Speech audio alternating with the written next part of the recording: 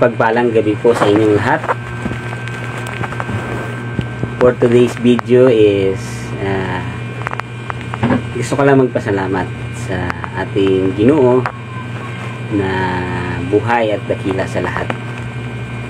Sa ating buhay sa araw-araw, mas pipiliin kong magpasalamat kasi ang buhay natin dito sa kalibutan ay pansamantala lang at iisa lang ating buhay. Mas pipiliin mo, mas piliin na nating mas maging masaya nakasama ang ating Panginoon. I-enjoy natin yung ating buhay, ang ating time sa mga taong makaka-encourage sa atin, makakabulig sa atin. Siyempre, yung pagpapasalamat ay dapat yan yung maging bukang bibig natin.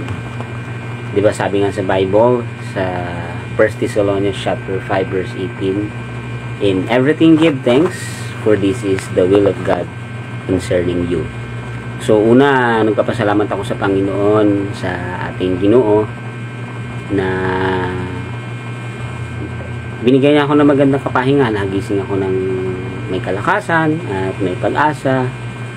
At syempre nagawa mo yung mga dapat mong gawin, and then praise God kasi nakapa-massage yan, nakarelax ulit ang lawas para pagbalik sa ministry ay masigla na naman at malakas para makapaglingkod sa ating buhay na Ginoo.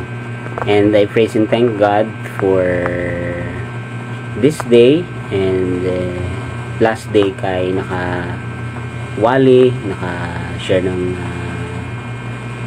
pulong kang Ginoo sa mga katauhan sa Iloilo, especially sa mga family ko na rin Sunday, at sa mga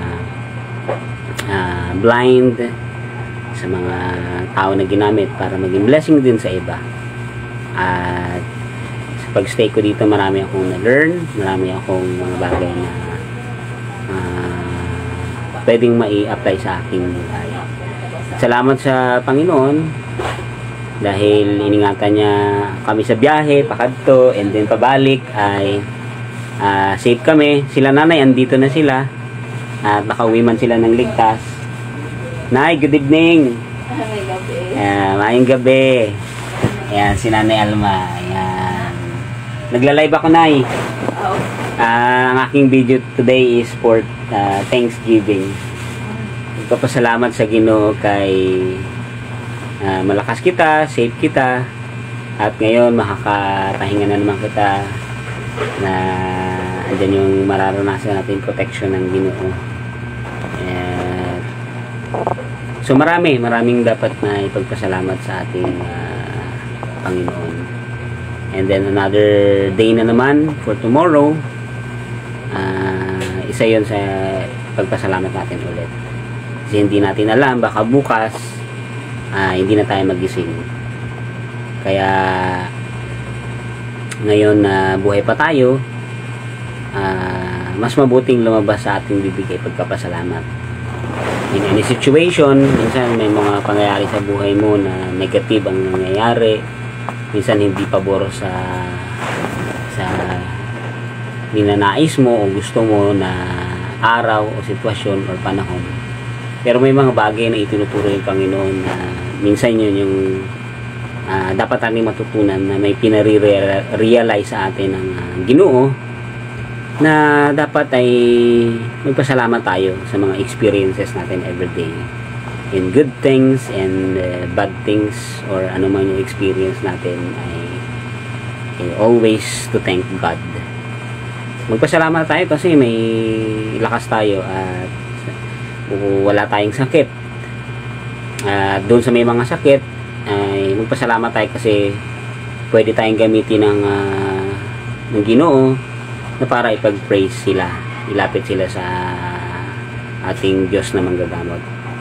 At syempre ipag-pray din natin sila, especially for Pastor Pueg. Ipag-pray po natin si Pastor Pueg meron po siyang mga pinagdadaanan, especially yung kanyang karamdaman. I know God will heal Pastor Peg, and also encourage all the families na. Kaya huwag po tayong magsawa sa pagpangamuyo. Padayin lang, pag-pray natin ang bawat isa. Saan ka mga lupalop or ano ang lugar naroon ka, wherever you are, always be a channel of blessing. Magpasalamat always. Balikan natin yung mga bagay na kung paano tayo pinagpala, iningatan ng Diyos sa adlaw-adlaw ng ating buhay. So, ingat kayo palagi. Alagaan natin ang ating mga kalusugan. Sabi nga, 'di ba, bawal magkasakit. Inom tayo palagi ng tubig.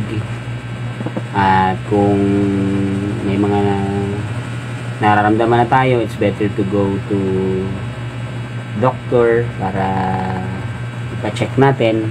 Kasi nga, 'di ba, meron ding mga warning ang ating kumbaga sa warning device kapag ka nag sound na yan or nag is ibig sabihin merong problema or merong ginabatsyag. Ganoon din sa lawas natin, pag nabatsyagan mo na yan, ibig sabihin warning yan. Kaya wag na nating sa walang bahala. So ngayong gabi, ingat kayo saan man kayo na lugar, nasa bahay man kayo, kasama ang inyong family, kumakain. Ang iba ay nag-shopping or nasaan man kayong bansa, ay ingat kayo palagi. God bless sa inyo. So thank you for watching, and also hambal ko nga sa aking sa aking title, mas pipiliin ko magpasalamat. At the end of the day, it's your choice pa rin. Choice pa rin natin. Kung gusto mo maging masaya, ikaw pipili niyan. Kung gusto mo magpasalamat, ikaw pa din pipili niyan. At kung gusto mo na ang buhay mo is malayo sa Panginoon, or ang buhay mo is miserable, ang buhay mo ay unthankful, ang buhay mo ay malungkot, ikaw ang pipili niyan. It's your choice. Kinatagan tayo ng Ginoo ng sabi nga sa Bible is ng free will. Bigyan kanya ng kalayaan na pumili. Pero para sa akin, mas pipiliin kong magpasalamat. Kasi sabi nga ni Solomon, makamit mo man yung mga bagay sa kalibutan, pero hindi ka naman mapagpasalamat. Makamit mo man mga bagay sa kalibutan. Useless man kung mas pipiliin mo yung mga bagay na yan kaysa sa ating Ginoo or sa ating Panginoon. So ito lamang yung ating video sa kadyang gabi. Thank you very much, and God bless us all. To God be the glory. At sa inyong pagtulog ay mga muyo, at sa pagising mga muyo din.